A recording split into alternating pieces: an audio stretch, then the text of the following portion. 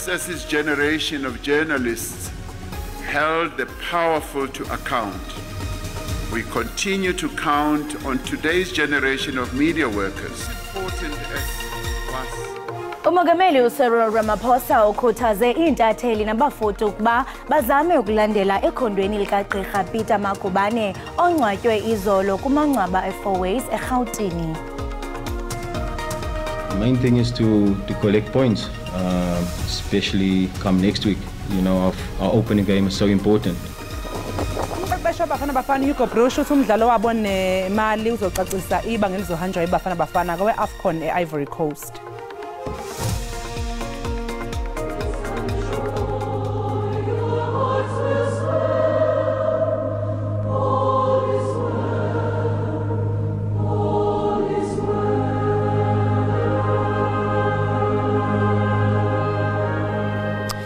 Umengameli uCyril Ramaphosa wethule inkulumo yokuhlonipha isishoshovu somzabalazo esabe singumthwebuli wezithombe ubaba uPeter Magubane. uMagubane wathwebula izithombe ezimqoka emlandweni waseNingizimu Afrika ngesikhathi sohulumeni ubandlululo. uMagubane ubekwe endlini yakhe yokugcina ke emathuneni ase-Fourways eGoli.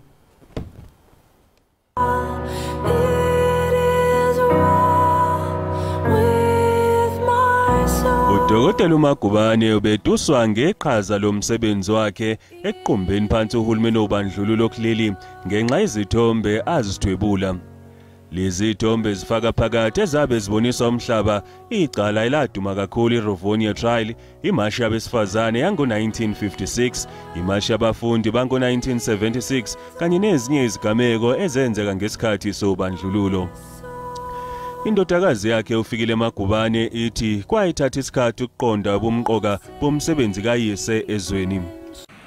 One of the things I often think about as his daughter is that there were many crossroads at which I felt very confused at the road my father took. As a true daddy's girl, I wanted nothing more but to be with him all the time. It took me growing up to begin to understand the kind of man he was. Uqweqwe lentatheli olwabe luyibambe noMagubane ephephabhukwini drum uJoe Hlolwe ithi uMagubane wabe eqhuqhuzela ukubambisana phakathi kwezintatheli. Peter Magubane, always generous, always trying to build rather than pull down. If there's one message we carry from him here as journalists, it's that we need to work as a team. One might succeed better than the other, but ultimately we need to hold hands. uMagubane owahlonishwa ngendondo iNet Nagasa Award for Courageous Journalism ubezivela ngomculo wejazz okukhona kuwo nengoma kaMakadebona emculweni Abigail Kubheka esihloko sithi Love Makes a Woman. It's a jazz song.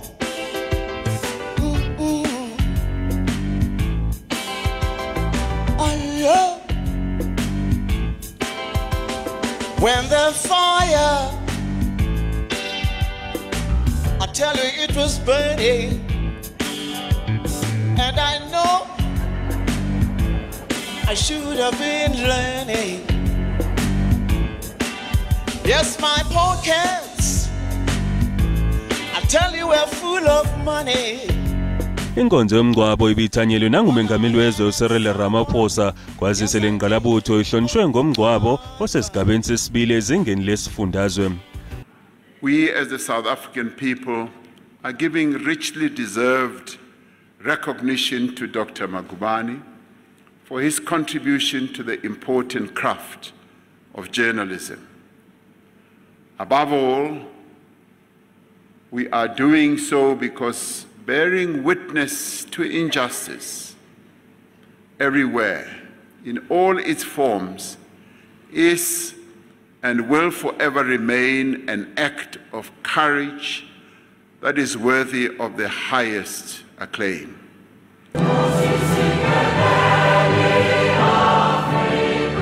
Magubane udlule emhlabeni lolunye kwephezulu eneminyaka engama-91 kanti emhlabeni ushiya izingane zakhe, abazukulu kanye nabazukulwana.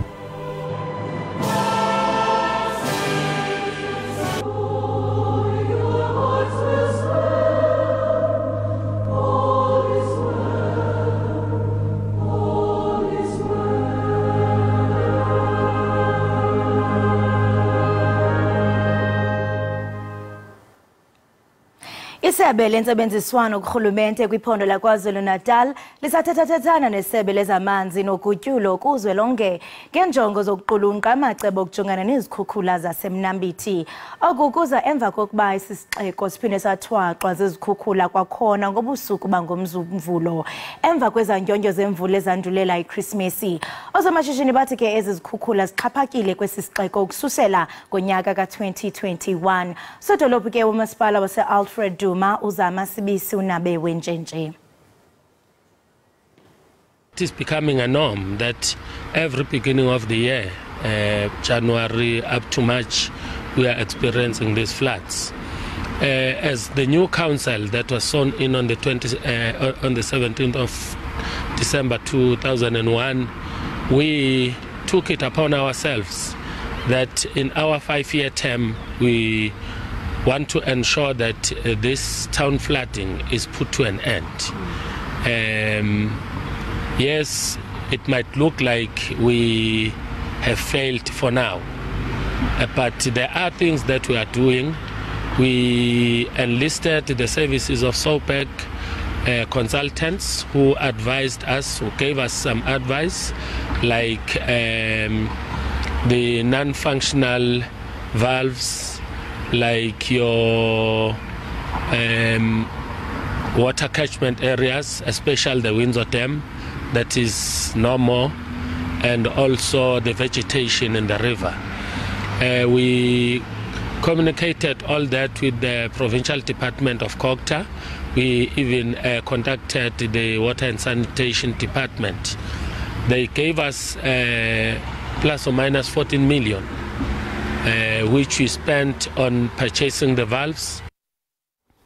Umnyango wezemfundo KwaZulu-Natal udalule ukuthi umonakalo obangelwe yikhukhula zakamuva engxenyeni zesifundazwe uzoba nomthelelo ongemuhle kwezinye indawo njengoba kuzovulwa izikole ngolesithathu olizayo. Indawo yaseMnambithi ibalwa nalezo indawo ezikhahlameze kakhulu ngomonakalo wengqalasizinda efana nezikole.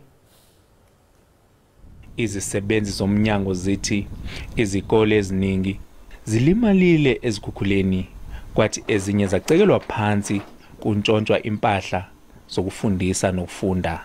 Isikolo iChatsworth Secondary eseningizimu yeTheku esinye sezikole ezicekelwe phansi izigebengu ebezizontshontshwa izitambo zikagesi kanye namawindi emaklasini angu-20.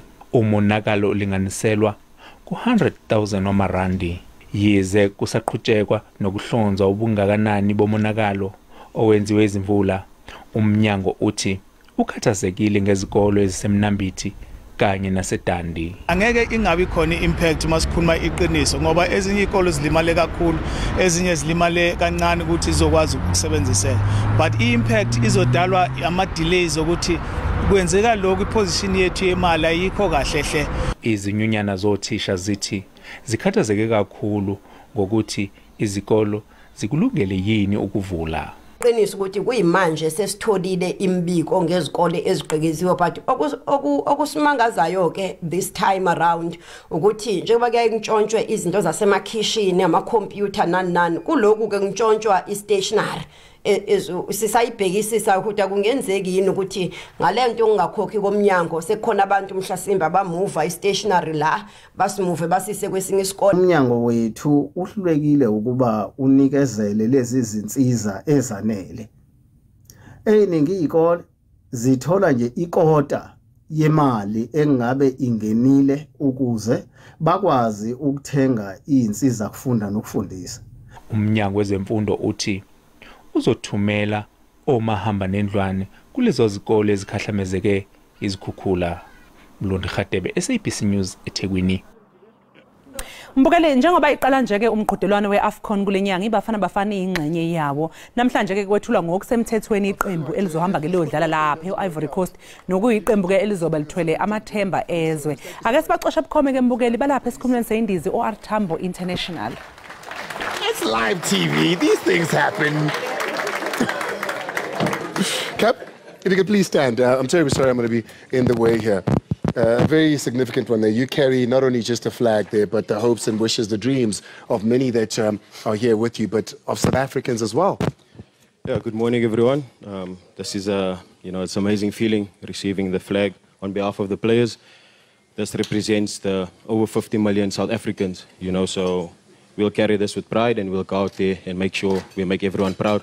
What's the feeling been like, though, with this group coming together?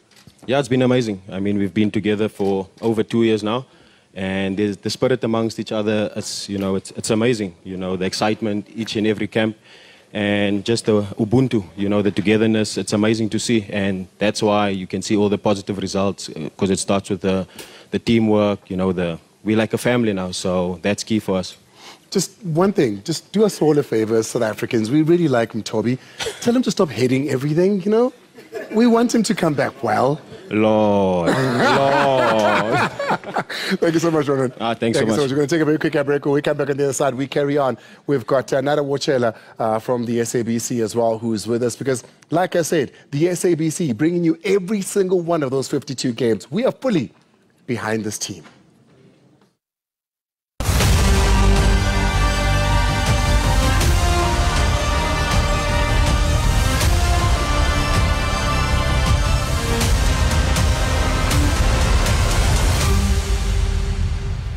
Ityala loMzantsi Afrika ngakwilizwe laseSirayeli liza kuxoxwa namhlanje kwinkundla yezizwe ngezizwe eHague eNetherlands. UMzantsi Afrika ke utyhole iSirayeli ngokubulala abantu kwimfazwe neqela lomkhosi lasePalestina iHamas. Kanti ke umphathiswa wezobulungisa uRonald Lamula ukhokhela igqiza lezomthetho loMzantsi Afrika kweli tyala. Uthi inkundla liqonga elifanelekileyo lokulwisana nezenzo zenkohlakalo zakwaSirayeli eGaza. Umongameli ke uCyril Ramaphosa uza kuba inxalenye yale nkqubo nge-internet. UMzantsi Afrika ke ufuna ukuba i-ICJ ikhuphe umyalelo wethutyana oza kumisa ngoko nangoko amaphulo omkhosi wamaSirayeli eGaza.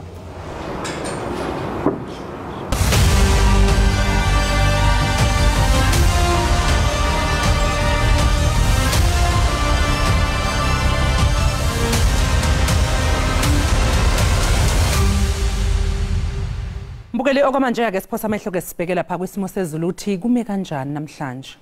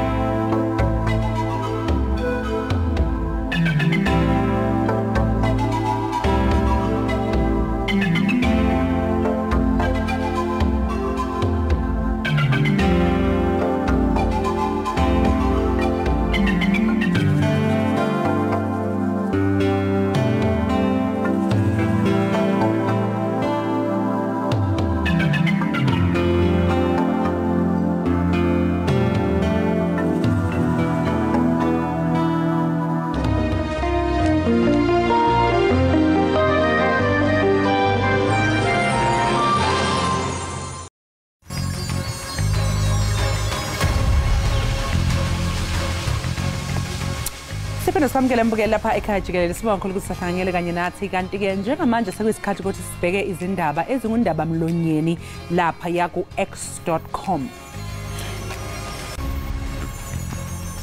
Ama-hashtag awuthu esinabo mbukeli mabili. I-hashtag yokuqala ithi #blackcoffee kanti yesibili ke i-hashtag ithi #takealot. Ake sibheke ukuthi ku-#blackcoffee kuhambani. UNkosinathi Mamphumulo odumele ka-Black Coffee njengo-DJ kungaconsi phansi kwabaningi ungeniswe esibhedlela mbukeli kulandela ukubandakanyeka engozini. Ngokwestatement ke sishicilelwe ekhasini lakhe enkundleni yokuxhumana u-X, uBlack Coffee ubandakanyeka engozini yeindiza ngesikhathi elibangisele e-Argentina lapho ebeyonandisa khona. Kanti ke mbukeli nawe mamtshali lengxelo ke iphinde yakhankanya ukuba lengozi eyenzeke ngequbuliso imshiye enokulimala okuye kwamnyanzeleka ukuba abalisekwe kwisibhedlele sase-Uruguay ukuze ke afumane unyango. Kuye kwaqinisekiswa ke abalandeli bakhe nabathandi bomculo ukuba uyachacha esibhedlele lo ka-Black Coffee. Make sive ke abathe bahlomla pha ku-X bahlomle besithini na. Navigating officer uthi add real Black Coffee, you'll get back soonest, goats, and even stronger. God is not finished with your life. Usho khona ukuthi hayi uBlack Coffee is the greatest of all times. Uzobuya eqinile uNkulunkulu akaqedi ngaye. Uzolulama. Nolilanga uthe wahlomle sithi into bana sibulela leyoba impilo isekhona ukhawuleze uphole mntasekhaya nathi ke apha ekhaya Jikelele sibamba ngazo ke ezikalelanga into kubana ngenene sibulela into ba impilo yakhe isekhona. Chincebe sijonge omnye othe waphefumla. Utete kaNcube yena uthi we pray for God's grace, wisdom to the doctors who are attending to him. We pray for complete healing in the name of the Father, the Son and the Holy Spirit. Ushaya kumkhuleko utete ukuthi sikhulekela umusa kaJehova nesihe sakhe. Aphe ubuhlakani odokotela bamxilo ngayo uBlack Coffee sithandazelela nje ukuthi aphole egameni ke likayisele indodana nelikamoya ongcwele. Kanti ke mbukeli ke sibamba lapho as a trend ethi #Black Coffee. I-hashtag yesibili ke besikhuluma ngayo mbukeli ithi #takealot. Yes mbukeli uveka kahle #takealot. I-Amazon ke ibhengeze ukuba iza kuphehlelela iqonga layo lokuthengisa ngonyaka ka-2024 inika ke abathengisi abalapha eMzantsi Afrika amandla okuba bafikelele kubathengi kwilizwe liphela uqala kulonyaka. Kulindeleke ukuthi ke kulomkhakha wokuthengisa online lenyuke phela izinga lokuncintisana ngenxa yokuthi Amazon izoqala ukusebenza lapha eNingizimu Afrika. Yize ke kunjalo iTakealot ithi ho wakudikiza ngisho enqulwini ngesimemezelo sokuthi Amazon iza kuleli. Lokho ke kuzemva ukuthi sikhule siphezulu seNaspers South Africa uphuthi Mahanyele Dabengwa sikubeke kwacaca ukuthi njengoba bengamele iTakealot akukho kuzophazamisa ukusebenza kwabo nokuthi bancintisane nezinye inkampani ezenza umsebenzi ofanayo.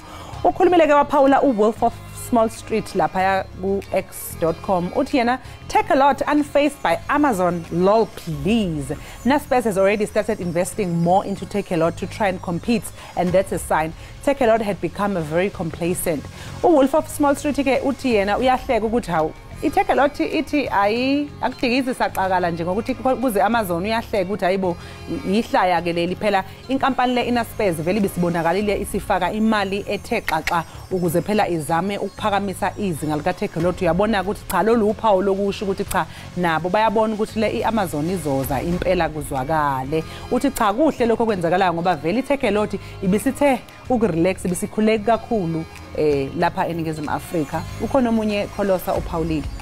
Yes, Desire Uti, my projection. Amazon will offer a few rands less to the prices offered by Takealot. Added with the faster turnaround time, they might do pretty good. Also, Amazon offers a range of goods that Takealot doesn't have in SA. Their international footprint is going to challenge Takealot.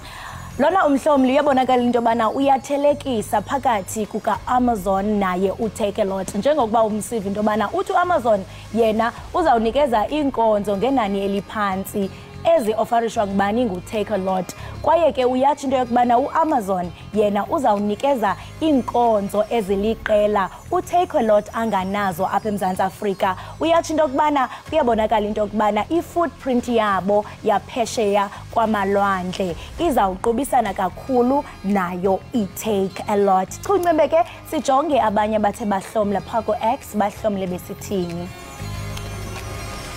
Judge John Deed, Jikelele already has competition in South Africa. It's called Loot Online. The first and only black-owned online shopping platform. As a black South African, I shop there. I wish more black South Africans would support their own kind. #BuyBlack. Judge John Deed ke usuvula amehlo ngokuthi cha Jikelele bivele isinaba abantu encintisana nabe South Africa ke uyayisho inkampani abancintisana nayo lapha yana. Uthi futhi uyafisa ukuthi ke njengabantu abamnyama lapha South Africa singasupportana noma sesekane ngokuthi ke abantu abamnyama bathenge khona lapha ya. Leyo ke bekuyi uPaula kokugcina ke lapha ya ku x.com bukela siphinde sikukhumbuze phela ukuthi ke lokhu kuPaula ngokwabasebenzisi baka x.com ngakho ke iSABC lihayi kanjalo neEkhaya Jikelele angeke baPaula ngokukhononda okungase kuvele ngayo. Ewe injalo kanye mbukeli kanti ke singumzansi Afrika masibambeni ngezandla sithandazele imvumi yethu yodumo uBlack Coffee. Ewe kaloku wena mamtshali sikhonza uqamatha wemimangaliso nakuleni imeko nakuleni ingxokolo uzawudlula kwaye simlindile apha ekhaya kanti ngoku ke basithi qhwisi bhatala amatyala sekuninzi esiniphathele kona apha ekhaya Jikelele.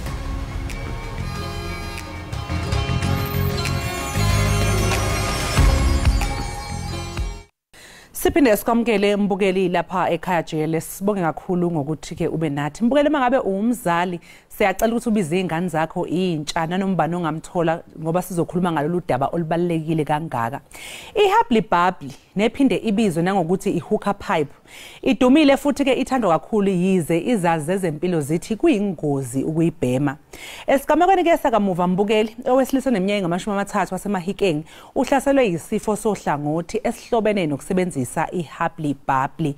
Imbiko ke ithi lamapayipi ayingozi nakakhulu kunogwayilo owejwayelekile. Ukuxoxa kabanzi ngalolu daba sithe cha asixhumane ngohlobo lweZoom nodokotela wezempilo udokotela uFaith Mahlangu. Dokotela asikubingele sikwamukele lapho ohlelweni ekhaya Jikelele sibonga kakhulu ngokuthi ke uhlanganyele kanye nathi.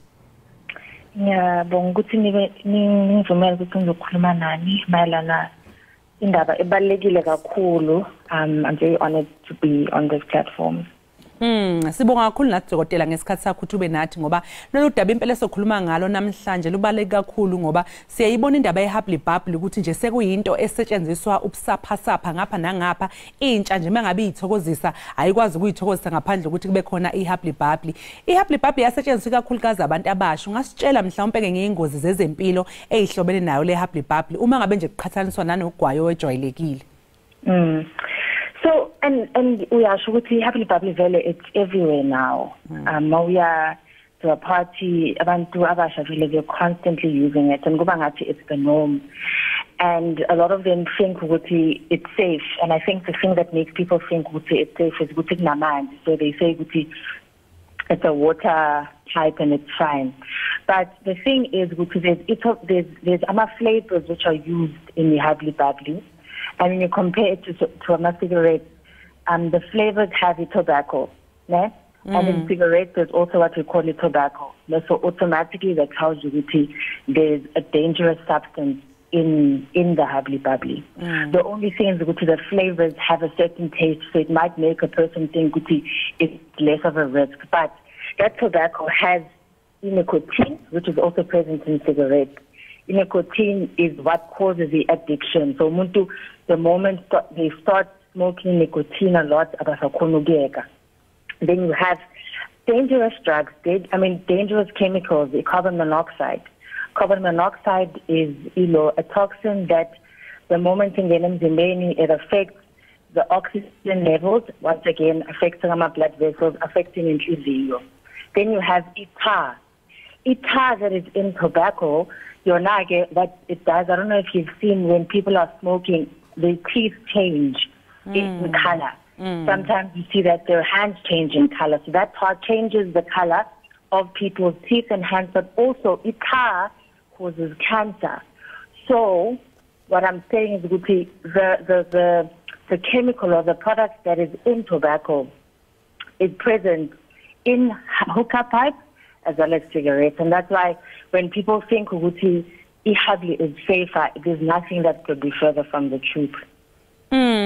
And ngiyaphela ukuthi njengoba nawe kade usho ukuthi noma besebenzisa ihubly bubbly bacabanga ukuthi mhlawumbe ayisiyona ingozi ngoba nje amanzi njalo njalo. Kodwa mangabe uthi uyacabanga uyayibukisisa lento ukuthi uma ngabe udonsa lamanzi awayini wona lamanzi emaphashini. And it's a very important question, Ebuzayo. Ayaya. And then also when you look at it's smoke that goes into the lungs. And if you look at the way that ihubly is consumed, in an hour, umuntu is going to consume around 200 puffs. And then when you compare it to cigarettes is around 20 puffs. So you can imagine with the concentration of that smoke, of that tar, of that nicotine that goes into your lungs in that one setting of smoking. And another thing is what people then share the pipe. So not only are you consuming the smoke, but now you're sharing infections with other people. So e-usage is very risky for people who are using it. Manje ke doctor endabeni ke yalendoda eneminyaka ngamashumi ubudala ehlaselwe yisifo sohlangothi kuthi ihubly bubbly yaba nesandla kanjani ke yona kuloko? Okay, so yakhumbula ukuthi when I explain ukuthi in the tobacco you have chemicals which are very damaging, which are similar to cigarettes. So these chemicals have carbon monoxide. What happens is that the moment it affects the oxygen in the blood vessels, and that then means the amount of oxygen in the cells, the amount of oxygen in the blood vessels, it causes increased blood pressure. What does that do? That means there's going to be an increased risk of heart attacks, there's going to be an increased risk of strokes, there's going to be people who have an increased risk of having high blood pressure. So it has a very bad impact on, we call it the cardiovascular system. So that's inhliziyo nama blood vessels associated. And if umuntu then gets a stroke, that's a big blood vessel that's involved in the brain. Umehluko dokotela ukuphi ke phakathi kwe-hubly bubbly kanye ne-vape ngoba abanye bathi hayi mina ngisebenzisa i-hubly bubbly ngiya-vapor yona i-vapor nawo ayinawo ubungozi obufana nobe-hubly bubbly. Remember, once again, it's smoke, right? Nalaba who are vaping, those substances that they use, they have flavors that they use also with vape. It contains that same substance, which is the tobacco. So once again, you're ingesting, tobacco into your system. And it's important with more tang. You must look at the ingredients. You're told with nicotine, tobacco, which further then exposes you. However, I do need to say with vaping, there is some research that's been done around effects of vaping and all of that. But from a clinical perspective, anything that you are ingesting that is smoke, that has nicotine, that has tobacco, is a risk for your lungs. It's a risk for your health. So do not think just because this has a certain flavor or this has a certain make, it won't increase your risk.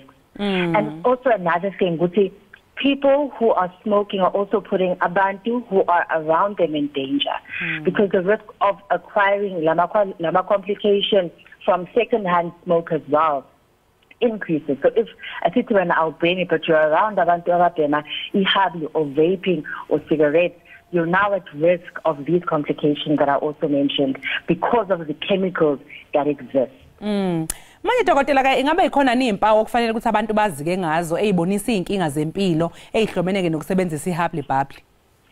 100%. Immediate complications ngaba ukuthi the moment you start find that you're coughing more than usual. Awusakhona ukuphefumula kahle. If you start having heaviness of your chest.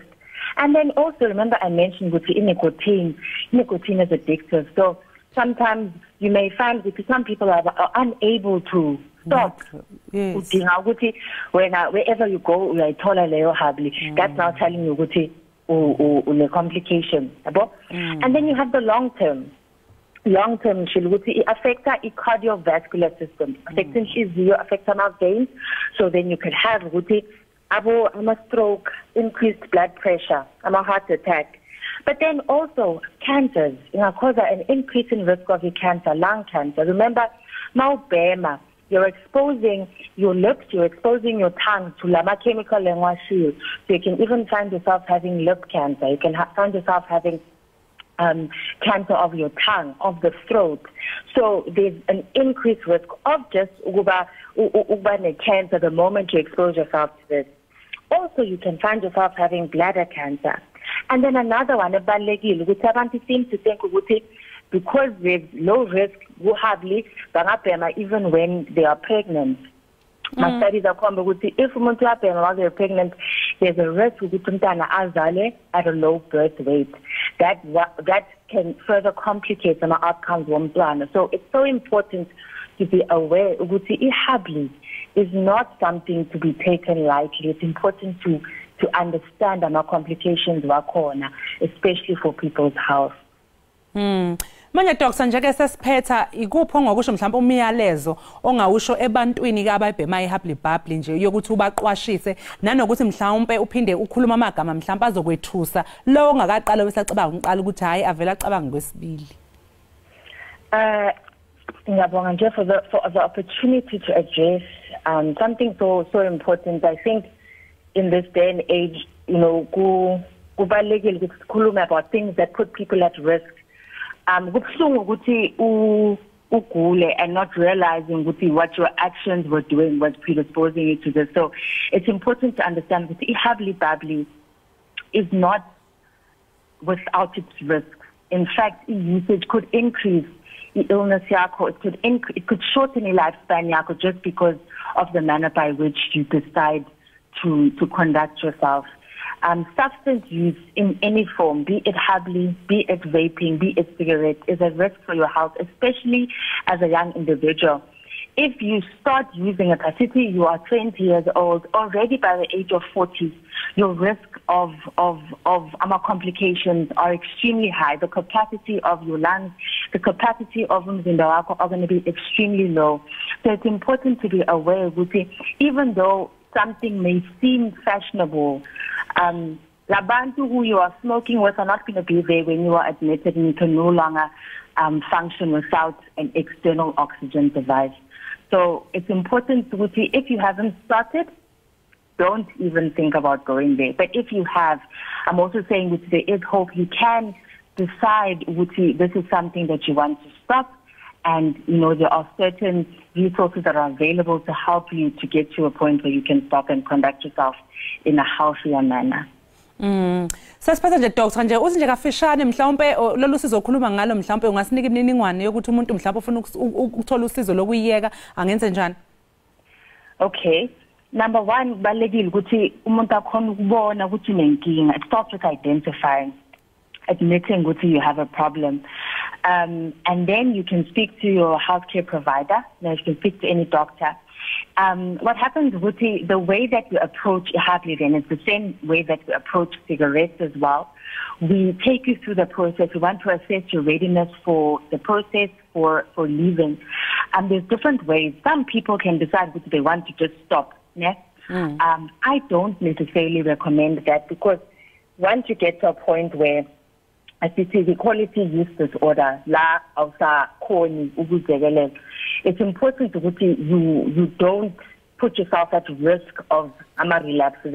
So we take you through a process. You can reduce kancane. We set goals, right? We set goals for recovery. You reduce kancane. And then we also start looking at how we deal with cravings. That we are realistic about the process. You get something. The expectations which and then it's going to be an easy road, and then what happens is that you have cravings and then you go back. But if we're able to be realistic, okay, there'll be moments where you may crave. What are we then going to do about that?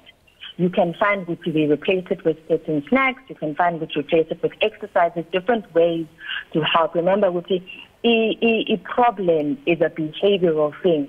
So what we do is see that we want to help you to adjust that behavior and establish into which are going to equip you should you find challenges.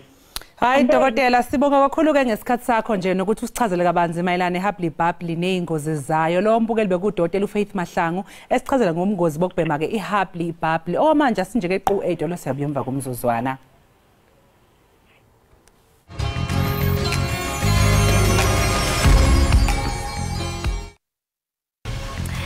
Enkosi kakhulu ngokuhlala nathi nisasibukele apha ekhaya Jikelele. Ukanti ke ngoku singena kwisiqendu sethu sika ubusazi nama ke sijonge ke ukuba sesiphi isiganeko esenzekayo okanye esenzekileyo kule veki oya kuba nomdla kuso. Uvuyokazi Kafile wenzela inqaku.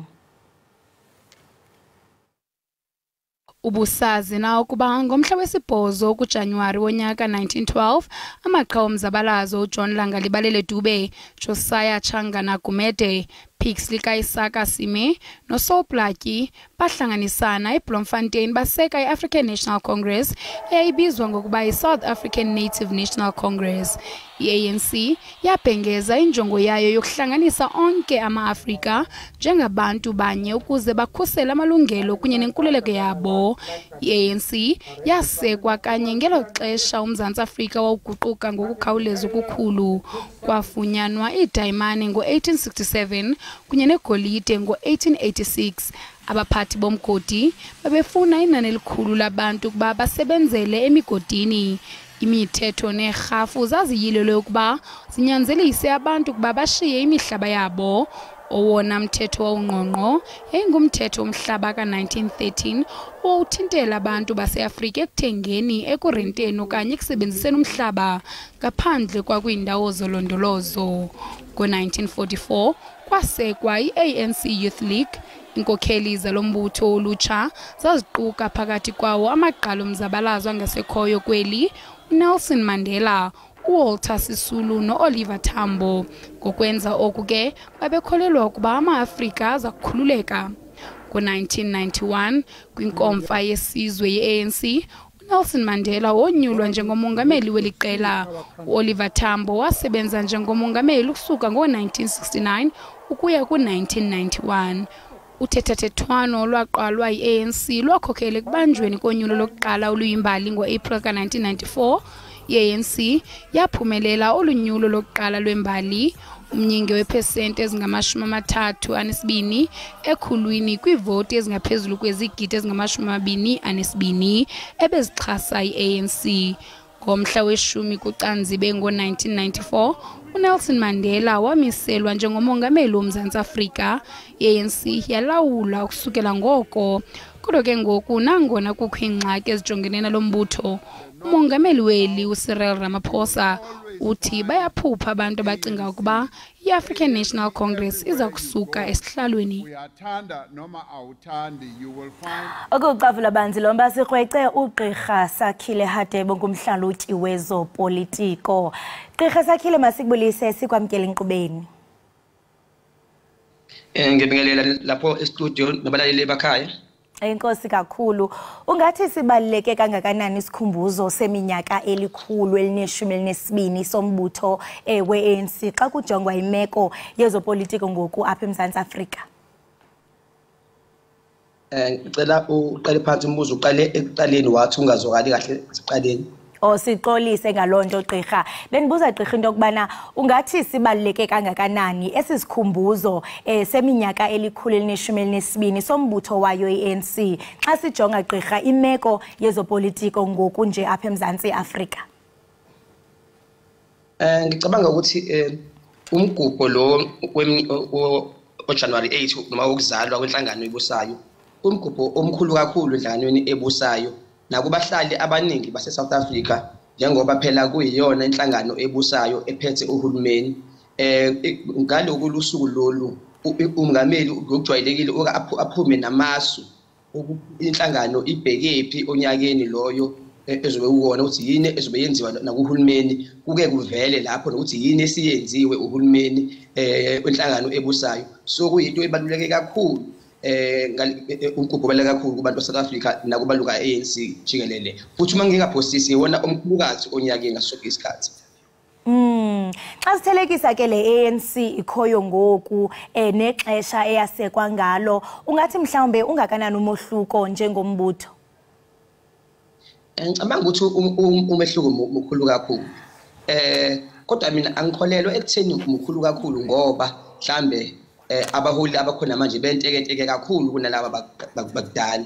Yebo kona izinga lobuholi nobuqotho ebantwini jikelele nje ngokujwayelekile vele lehlile. kodwa umehluko omkhulu phela futhi sikhumbule ukuthi ngesikhathi ufonwa ngo-1912 umbutho lo wesizwe kwakungewona umbutho ovuleleke kubona bonke abantu ukuthi babe amalunga wabo kwakuwabantu abathize abefundisa izifundiswa abantu abathize ekuhlaleni so okuhambe kwahamba njengoba uke washo umlando ukuthi kuthema sekufika ngo-1940 sekufonywa i-youth league ilapho sibone khona kuthiwa ayivuleleke kungene kubona wonke abantu so ishintshile vele i-character nomnjalo babo bushintshile vele akulula siqhathanise kakhulu kodwa uma siyaqhathanisa-ke mhlambe-ke okungenani ngesikhathi ungena ekubuseni kube nje kube manje ngoba futhi uma uzobuka inhlangano ebusayo nenhlangano ephikisayo ngeke izifane irole yayo noma indima emele idlale ekuhlaleni kodwa mesizobuka mhlambe ngo-94 ungena emandleni kuze kube manje cishe umehluko omkhulu kakhulu usuyabona nokukhathalela abantu kuyakukhombisa kuya kuncipha mhlambe kilapho efuna sikubheke khona ukuthi ushintshile kona kakhulu and uma ubheka abantu ngendlela ade bethanda ngayo inhlangano le ebusayo uqhathanisa namanje uyabona ukuthi nokusekwa kwehlile lokho asikuthatheli kuphela emoyeni thathela nakhona kwemphumela yokhetho unyaka nonyaka uma kuyokhethwa ngenene nangenyaniso lo mbutho ubuthano kakhulu luluntu kodwa ngoku kule minyaka kuyabonakala into yobana intembe kwabantu abasenayo kokoluvo lwakho gqirha ngathi mhlambe zeziphi zona ezizathu ezingundoqo ezibangela ukuba abantu abaninzi bafune ukuba i-ANC iphume esihlalweni njengoko abaninzi besithi kulona unyaka bayayingcwaba ikona kakhulukazi ungakhathaleli abantu phela manje abasayilandeleli ukuthi bakhululeke sebakhululeka abantu sebeyavota abantu sebefuna manje izinkonzo bafuna amanzi abantu ezindlini zabo bafuna izindlu zangasese bafuna izindlu bafuna imigaqo bafuna amanzi ahlanzekile abantu yiko lokho abakufunayo kodwa kucacile ngokuba manje lokho akuhambi kahle kunokusalela okukhulu emuva ikakhulukazi ezindaweni zasemakhaya base kuthi ezindaweni esesilungwini abantu babheke amathuba emisebenzi la abantu banamabhizinisi babheke usupport kodwa akuveli kunaloko kubonakala laba abasondele kakhulu abayizikhulu enhlanganweni ebusayo beceba bodwa bedla bodwa ikona-ke lokhu okwenza uzubone seke ngathi manje abantu bayakhathala bafuna ushintsho abantu njengamanje nokuthi laba phela abaningi abayibona i-ANC ekhathi izabalaza ikhulula baya ngokuncipha baya ngokuphelelwa amandla ngeke manje enyukayo abantu abakhona manje yilaba abangayibonanga so bona bayazi inje abanayo lento yokuthi une-loyalty noma engabona ukuthi bayikweleta ngoba abazi kahle ibenzeleni bayibone manje bakhulile manje sekunje vele so kulula for bona ukuthi bavele bashintshe nje bathi sebeyaphuma kuyona ngenze umzekeliso-ke mina mhlawumbe uma ngikhuluma ungakhathali kwenkokheli ngithi mina uma kuthiwa akwenziwa amaklinikhi kwakhiwe isikole awukwazi phela ukuthi uvele ukuthi isikole sikhona sakhiwe emabhukwini kodwa isikole asikho sibonile endaweni eziningi lokho kuvela kusho kuneklinikhi la uma uyobheka kodwa ayikho imali yakhona isebenzile ngize ngithi mina nakudala izingane uma zithunywe esitolo ayihambe yothenga isinkwa ayibuya naso mase ushintshi ufihleke ushintshi angakazi ibuye isifika siphethe noshintshi ungekho so ungakhathali kwabo abaholi for abantu kwenza abantu bakhathale enhlanganweni ebusayo Gqirha Hadebe masibambe ngazibini ngexesha lakho sikufisela usuku oluhle enkosi kakhulu ubonga mina Lowo mbukeli ke besithetha naye nguGqirha Sakhile Hadebe umhlalutyi